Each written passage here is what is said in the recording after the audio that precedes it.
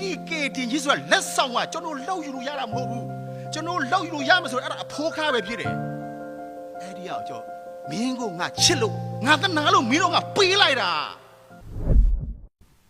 အားလုံးမင်္ဂလာညနေခင်းပါဒီကျွန်တော်ကိုတရားဝင်ငါခွင့်ပေးတဲ့ဘုရားရှင်ထူးကျေးဇူးတင်တယ်ကျွန်တော်ဝင်ငါခွင့်ပေးတဲ့ဆရာလို့ကျွန်တော်ထူးကျေးဇူးတင်တယ်ဒါပေမဲ့ယနေ့ကျွန်တော်ဝင်ငါမဲ့အနေထားမှာအတန်ကျေတော့မိုက်နေရှော့ပေးဒီတရားဟောချက်ကနှုတ်ကပတ်ထဲမှာအချုပ်ချပဲဖြစ်တယ်ဒီဂရိစ်ကသူ့ရဲ့ခေါင်းစဉ်ကဂတိတော်ကိုယုံကြည်ကိုးစားခြင်းကျမ်းချက်ပေါ်မှာတွေ့ရတယ်လေကျွန်တော်ညီငယ်ဖတ်သွားတဲ့အတိုင်းပဲကျမ်းချက်ကအေဖက်ခရီးနေ့အငယ်၈ကိုမှာနော်ယုံကြည်သောအဖြစ်ကျေးဇူးတော်ကြောင့်ကဲတခြင်းရ၏ကိုယ်လိုတော့ရတာမဟုတ်ဘူးဖရာသနာတော်မူကြဖြစ်၏အဘယ်သူမြဝါကြွားစအကြောင်းမရှိဘူးဒီတစ်ချက်နောက်တစ်ချက်ကဟေဘဲ7ငယ်6မှာယုံကြည်ခြင်းမရှိရင်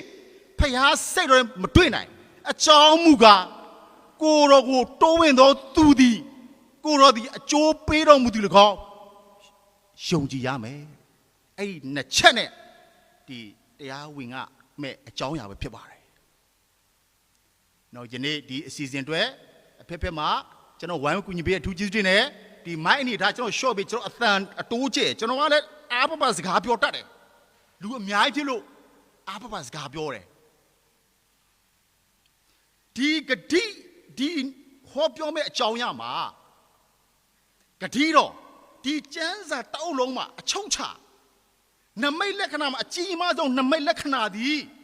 အေရုံပင်နဲ့ခွဲပလိုက်တာကျွန်တော်အားနေအင်းနဲ့ဒါမှညဝါထင်းမြင်တွေ့ရမယ်အေရုံနဲ့ချမ်းခွဲပြတဲ့အဲ့ဒီကနမိတ်လက္ခဏာအကြီးဆုံးပဲနောက်နမိတ်တစ်ခုကဘာလဲပုတ်ဆရရာဇူသင်္ကခေါ်ထားတာအကြီးဆုံးပဲယနေ့ကျွန်တော်ဟောမဲ့အခုတရားဟောချက်က